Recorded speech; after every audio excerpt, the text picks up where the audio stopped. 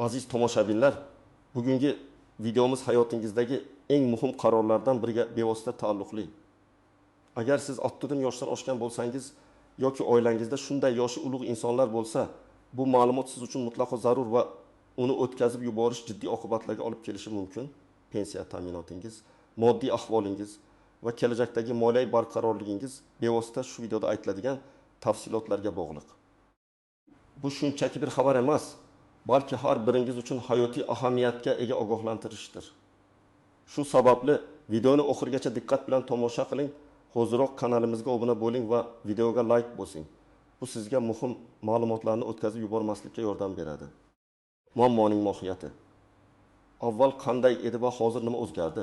Avvallari pensiya hisoblash tizimi nisbatan sodda edi va ko'pincha odamdan odamga prinsipi bo'yicha ishlardi. Ya'ni siz pensiya jamg'armasiga borardingiz, mehnat daftarchangizni va boshqa hujjat taqdim etardingiz, mutaxassis ularni ko'zdan kechirib, qo'lda hisob-kitob qilar va pensiya tayinlanardi. Mehnat daftarchasi eng asosiy va deyarli yagona ishonchli hujjat hisoblanardi. Ko'p hollarda u yerda yozilgan ma'lumotlar hech qanday qo'shimcha tekshiruvlarsiz qabul qilinardi. Ayniqsa bu davlat tashkilotlaridagi ish tajribasiga oid bo'lsa, ish haqi to'g'risidagi ma'lumotnomalar ham bir necha joydan olinib, deyarli so'roqsiz qabul qilinardi. Bu jarayon nisbatan sekin ammo shaxsiy yondashuvga asoslangan edi.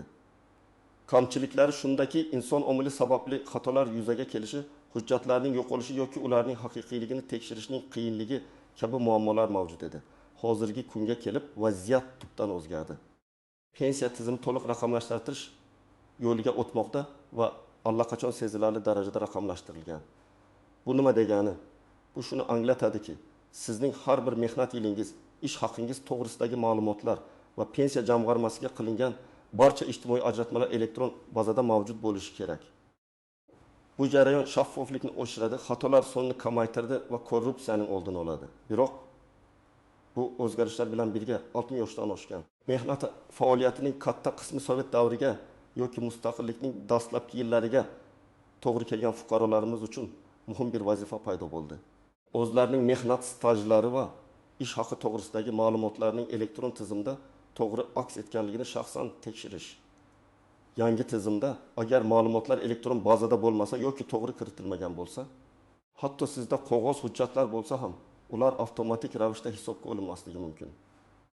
Bu esa pensiya miqdorining kamayishiga yoki hatto ayrim davrlarning stajga kirmay qolishiga olib kelishi mumkin. Ayniqsa yaqinda joriy qilingan stajni tasdiqlashning yangi mexanizmi to'g'risidagi qonunchilik hujjatlari aynan shu masalalarga qaratilgan. Ushbu mexanizm sizning ishingizning har bir bosqichini elektron tizim orqali tekshirish talab qiladi va agar sizning ma'lumotlaringizda kamchiliklar bo'lsa, ularni bartaraf etish uchun ma'lum bir muddat beriladi. Bu aslida imkoniyatdir, ammo bu imkoniyatdan foydalanmaslik jiddiy yo'qotishlarga olib kelishi mumkin. Pensiya hisoblashdagi yangi tartiblar va siz bilishingiz kerak bo'lgan asosiy jihatlar. Nima bilishingiz kerak? Eng birinchi navbatda siz o'zingizning mehnat stajingizning elektron tizimda qanday aks ettirilganini aniqlashingiz shart. Bu sizning umumiy pensiya miqdorini belgilovchi eng asosiy omil hisoblanadi. O'zbekiston Respublikasi Prezidentining tegishli farmoni bilan belgilanganidek, pensiya hisoblashda nafaqat mehnat daftarchasidagi yozuvlar, balki pensiya jamg'armasiga kelib tushgan ijtimoiy ajratmalar to'g'risidagi ma'lumotlar ham muhim ahamiyat kasb etadi. Yangi tartibga ko'ra, agar sizning qog'oz mehnat daftarchangizda mavjud bo'lgan ish stajingiz to'g'risidagi ma'lumotlar elektron bazada to'liq aks etmagan bo'lsa, sizning pensiyangizni hisoblashda faqat elektron bazadagi ma'lumotlar asos qilib olinishi mumkin. Bu esa pensiyaning sezilarli darajada kamayishiga yoki ayrim davrlar uchun umuman hisoblanmasligiga olib keladi. Ayniqsa 2005 yilgacha bo'lgan davrdagi mehnat staji va ish haqi to'g'risidagi ma'lumotlar bu borada eng muammoli hisoblanadi. Chunki o'sha paytda yagona elektron tizim mavjud emas edi. Shu sababli har bir pensioner bu ma'lumotlarni shaxsan tekshirib, zarurat bo'lsa to'g'rilash choralarini ko'rishi lozim. Kim xavotir olish kerak? Bu ma'lumotlar birinchi navbatda quyidagi toifadagi fuqarolarimiz uchun muhim ahamiyatga ega. 1. Mehnat daftarchasida yozuvlari noto'g'ri, to'liq bo'lmagan yoki o'chirilgan yozuvlarga ega bo'lganlar. Ba'zan yozuvlarda sanalar orasida uzilishlar bo'ladi yoki tashkilot nomi noto'g'ri yozilgan bo'ladi. Bu kabi kichik xatolar ham stajni hisoblashda muammo tug'dirishi mumkin. neft fatiyatini jamoat xo'jaliklarida, artellarda, yirik sanoat korxonalarida, so'ngra xususiy korxonalarda olib borganlar. Ayniqsa kolxozlarda ishlaganlarning hujjatlari ko'pincha qo'lda yozilgan bo'ladi va ularni tasdiqlash uchun arxivlardan ma'lumotlar olish talab etiladi. Xususiy korxonalarda esa ijtimoiy ajratmalar o'z vaqtida va to'g'ri amalga oshirilmagan bo'lish ehtimoli mavjud. 3. O'zbekistondan tashqarida, masalan, sobiq ittifoq respublikalarida ishlagan davrlar bo'lganlar. Bunday stajni tasdiqlash ko'pincha qo'shimcha hujjatlarni, masalan, o'sha mamlakatlarning tegishli arxivlaridan ma'lumotnomalar olishni talab qiladi. 4. Oliy ta'lim muassasalarida o'qigan, harbiy xizmatni o'tagan yoki bolani parvarishlash ta'tilida bo'lgan davrlari bo'lganlar. Garchi bu davrlar stajga qo'shilishi kerak bo'lsa-da, ularni tasdiqlovchi hujjatlar: diplom, harbiy bilet, tug'ilish guvohnomasi, pensiya jamg'armasi bazasida to'liq va to'g'ri aks etganiga ishonch hosil qilish zarur. 5. Nafaqaga chiqish uchun murojaat qilayotgan yoki yaqin kelajakda murojaat qilishni rejalashtirgan, lekin o'z pensiya ma'lumotlarini hech qachon tekshirmagan fuqarolarimiz. Kim xavotir olmasligi mumkin?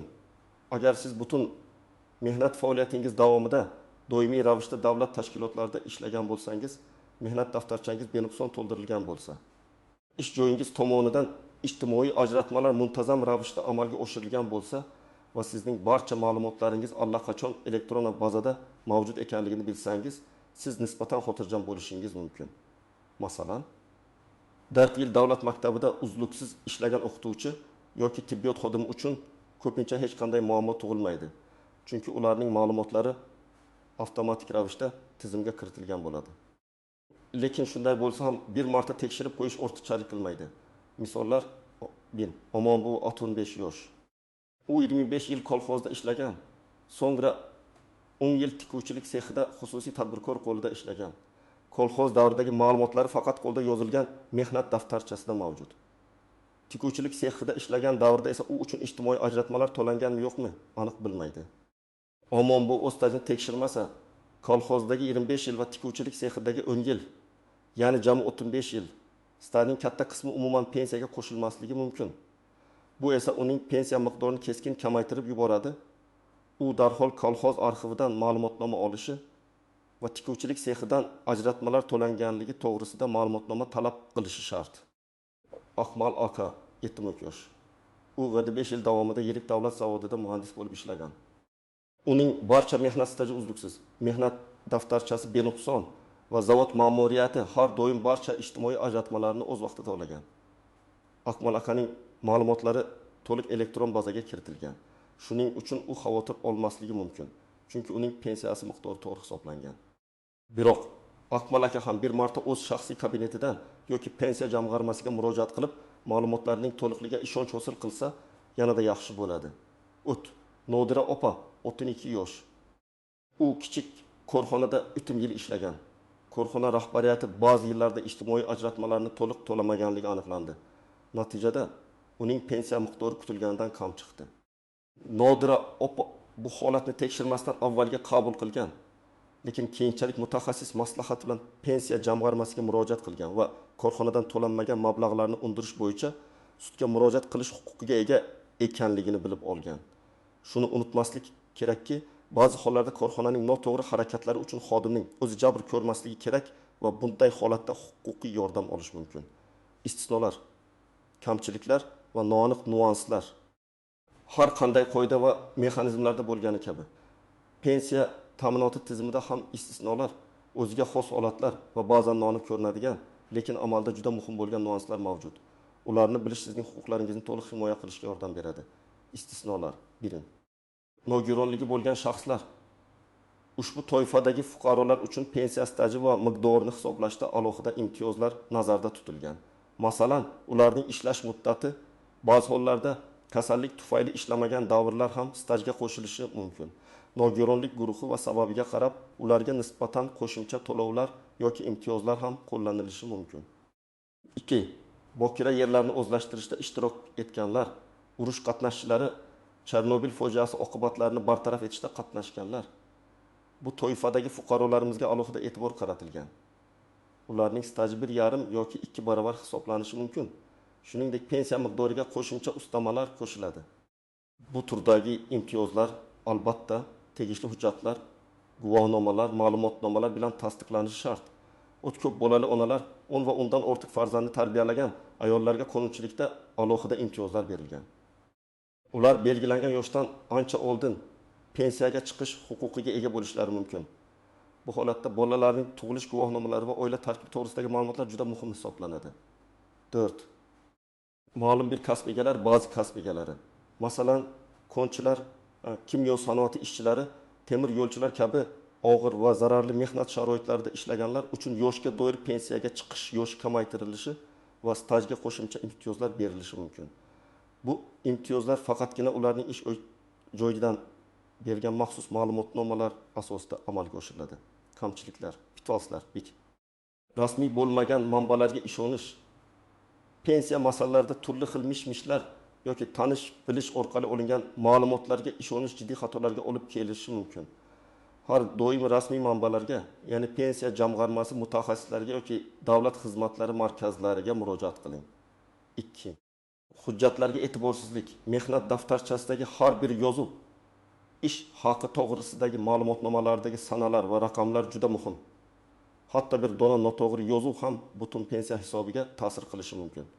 Hujjatlaringizning asl nusxalarini saqlang va ularni sinchiklab o'rganing. Muddatsiz harakat qilish. Muddatsiz harakat. Ba'zi fuqarolar pensiyaga chiqish muddatini o'tkazib yuborishadi yoki hujjatlarni o'z vaqtida rasmiylashtirishmaydi. Pensiya tayinlanish uchun belgilangan muddatlar mavjud. Garchi pensiya huquqi cheklanmagan bo'lsa-da, murojaat qilish muddatini kechiktirish ayrim to'lovlarni yoki qo'shimcha imtiyozlarni yo'qotishga olib kelishi mumkin. Barcha stajni hisoblashga harakat qilmaslik. Ba'zi pensionerlar faqatgina eng oxirgi ish joyidagi stajni yoki eng ko'p ma'lumotlar bor joydagi stajni hisoblatib, boshqa ish joylaridagi, ayniqsa kichik davrlarni e'tiborsiz qoldirishadi. Har bir yil, hatto har bir oy ham pensiya miqdoriga ijobiy ta'sir ko'rsatishi mumkin. Noaniq nuanslar. 1. Ish haqi hisoblash metodikasi. Pensiya miqdorini hisoblashda nafaqat staj, balki o'rtacha oylik ish haqi ham muhim. O'rtacha ish haqi oxirgi 10 yillikdagi istalgan 5 yilning eng yuqori ish haqi asosida hisoblanadi. Ammo bu 5 yillikni to'g'ri tanlash va ushbu davr uchun ish haqi ma'lumotnomalarini to'g'ri taqdim etish muhim. Masalan, ba'zi yillarda katta mukofotlar olgan bo'lsangiz, aynan shu davrni tanlash pensiya miqdorini sezilarli darajada oshirishi mumkin. 2. Oliy ta'limda o'qish davri. Oliy o'quv yurtlarida kunduzgi bo'limda o'qish davri umumiy mehnat stajiga qo'shiladi. Ammo bu ma'lumot pensiya jamg'armasining bazasida to'liq aks etganligiga ishonch hosil qilish kerak. Agar sizda diplom mavjud bo'lsa, lekin tizimda bu davr hisobga olinmagan bo'lsa, diplomning nusxasini taqdim etish orqali buni to'g'rilashingiz mumkin. Harbiy xizmat muddati. Majburiy harbiy xizmat davri ham stajga qo'shiladi. Harbiy xizmat guvohnomasi yoki tegishli ma'lumotnoma bilan buni tasdiqlash lozim. Ko'pincha bu ma'lumotlar avtomatik tarzda tizimga kiritilmaydi va uni shaxsan taqdim etish talab qilinadi. 4. Bolani parvarishlash ta'tili. Ayollar uchun bola parvarishlash ta'tili bo'lgan davrlar 3 yoshga to'lgunicha ham stajga qo'shiladi. Bu davrni tasdiqlash uchun bolaning tug'ilish guvohnomasi va oila tarkibi haqidagi ma'lumotlar talab etiladi. Bu nuans ko'pincha e'tiborsiz qoladi, lekin u stajni sezilarli darajada oshirishi mumkin. Praktik tavsiyalar: tomoshabin nima qilish kerak? Xo'sh, bu holatda aniq qanday qadamlar qo'yishingiz kerak? Qayerga borish, qanday hujjatlarni to'plash va nima yozish kerakligini bilishingiz sizga yo'qotishlarsiz pensiya ta'minotingizni to'liq kafolatlashga yordam beradi. Bir qadam mehnat stajingizni va elektron bazadagi ma'lumotlaringizni tekshiring. Birinchi va eng muhim qadam bu sizning mehnat stajingiz to'g'risidagi barcha ma'lumotlarning elektron bazada to'g'ri va to'liq aks etganligini tekshirishdir. Qayerga borish kerak? Davlat xizmatlari markazlari, DXM. Siz yashash joyingizdagi istalgan davlat xizmatlari markaziga borib, o'zingizning shaxsiy identifikatsiya raqamingiz, JSHR orqali yoki pasportingiz bilan pensiya jamg'armasi bazasidagi mehnat stajingiz va ish haqingiz to'g'risidagi ma'lumotlarni so'rashingiz mumkin. Ular sizga maxsus ma'lumotnoma berishi shart. Yagona interaktiv davlat xizmatlari portali EDXP MyItGov.uz. Agar sizda internetdan foydalanish imkoniyati bo'lsa va elektron imzo, e-imzo mavjud bo'lsa, siz ushbu portal orqali shaxsiy kabinetingizga kirib, o'zingizning mehnat stajingiz to'g'risidagi barcha ma'lumotlarni onlayn tarzda ko'rishingiz va yuklab olishingiz mumkin. Bu eng qulay va tezkor usuldir. Nima uchun bu muhim? Chunki bu sizning raqamli portretingiz bo'lib, pensiya miqdorini hisoblashda aynan shu ma'lumotlar asos qilib olinadi. Agar sizning qog'oz mehnat daftarchangizdagi ma'lumotlar elektron bazadagi ma'lumotlar bilan farq qilsa, keyingi qadamlarga o'tishingiz kerak. 2 qadam: kamchiliklar aniqlansa, zarur hujjatlarni to'plang. Agar elektron bazadagi ma'lumotlarda nomuvofiqliklar, yetishmovchiliklar yoki xatolar aniqlansa, siz bu kamchiliklarni bartaraf etish uchun tegishli hujjatlarni to'plashingiz shart. Qanday hujjatlar kerak bo'lishi mumkin? Pasport, asl nusxasi va nusxasi, pensiya guvohnomasi agar mavjud bo'lsa. Mehnat daftarchasining asl nusxasi va barcha sahifalarining nusxasi notarial tasdiqlangan bo'lishi shart emas, lekin ba'zi hollarda talab qilinishi mumkin. Shuning uchun aniqlashtiring. O'qish to'g'risidagi diplom asl nusxasi oliy ta'limda o'qigan davrlarni tasdiqlash uchun. Harbiy bilet asl nusxasi va nusxasi harbiy xizmat davrini tasdiqlash uchun. Nikoh guvohnomasi, bolalarning tug'ilish guvohnomalari, asl nusxalari va nusxalari, familiya o'zgargan hollarda, ko'p bolali onalar uchun yoki bolani parvarishlash ta'tilini tasdiqlash uchun. Ish joyidan ma'lumotnomalar. Ish haqi to'g'risidagi ma'lumotnoma oxirgi 10 yil ichidagi istalgan 5 yil uchun eng yuqori ish haqiga ega bo'lgan davrni tanlash maqsadiga muvofiq ish staji, lavozimi, ishga qabul qilish va ishdan bo'shatish sanalari ko'rsatilgan ma'lumotnomalar. Agar korxona tugatilgan bo'lsa, arxividan ma'lumotnoma olishingiz kerak bo'ladi. Bu ayniqsa 2005 yilgacha bo'lgan davrdagi staj uchun muhim. Mehnat faoliyatini tasdiqlovchi boshqa hujjatlar, masalan, mualliflik shartnomalari, ijodiy uyushmalar a'zoligi to'g'risidagi guvohnomalar, agar kasbingiz bilan bog'liq bo'lsa, sud qarorlari, agar sud orqali tasdiqlangan bo'lsa, 3 qadam: pensiya jamg'armasiga murojaat qiling. Barcha hujjatlarni to'plaganingizdan so'ng, siz to'g'ridan-to'g'ri pensiya jamg'armasining hududiy bo'limiga murojaat qilishingiz kerak. Nima yozish kerak ariza? Sizning nomingizdan pensiya jamg'armasi boshlig'iga yozilgan arizada o'zingizning shaxsiy ma'lumotlaringizni, F, yashash manzili, telefon raqami, muammongiz mohiyatini masalan, elektron bazadagi mehnat stajimda davri ko'rsatilmagan yoki ish haqi ma'lumotlari noto'g'ri aks etgan aniq bayon eting. Arizangizda ta'jingizni to'liq hisobga olishni so'rang. Ilovalar. Arizangizga to'plangan barcha hujjatlarning nusxalarini ilova qiling. Asl nusxalarni o'zingizda saqlang va faqat tekshirish uchun ko'rsating. Murojaat qilish tartibi. Ariza 2 nusxada yoziladi. Bir nusxasi sizda qoladi. Ikkinchisi pensiya jamg'armasi xodimi tomonidan qabul qilinganligi to'g'risida sizning nusxangizga muhr va sana bilan imzo qo'yiladi. Bu sizning murojaatingiz rasman qabul qilinganligini tasdiqlovchi dalil bo'ladi. 4 qadam. Javobni kuting va harakatlaringizni kuzatib boring. Pensiya jamg'armasi sizning arizangizni belgilangan muddatda ko'rib chiqishi va sizga yozma javob berishi shart. Agar ma'lumotlar to'g'ri deb topilsa, ular tizimga kiritiladi va pensiyangiz qayta hisoblanadi. Agar rad javobi berilsa, sabablari aniq ko'rsatilishi kerak. Rad javobidan norozi bo'lsangiz, yuqori turuvchi organlarga yoki sudga shikoyat qilish huquqingiz bor. O'z harakatlaringizni kuzatib boring. Kerak bo'lsa yana murojaat qiling yoki huquqiy yordam oling. Unutmang, bu ma'lumotlar shunchaki tavsiyalar emas, balki sizning moliyaviy barqarorligingiz va qonuniy huquqlaringizni himoya qilish uchun muhim qadamlardir. Pensiya bu sizning uzoq yillik mehnatlaringizning mevasi. Shuning uchun uning har bir tiyini sizga tegishli bo'lishi kerak. Sizning qonuniy pensiyangizni to'liq olish uchun faol bo'lishingiz, ma'lumotlarni tekshirishingiz va zarur bo'lsa, tegishli choralar ko'rishingiz shart. Bugun eshitganlaringiz haqida fikrlaringizni izohlarda yozing. Bu video siz uchun foydali bo'lgan bo'lsa, like bosing va kanalimizga obuna bo'lishni unutmang. Bu bizga kelajakda yanada foydali ma'lumotlar bilan bo'lishishga yordam beradi. Sog' bo'ling va o'zingizni asrang.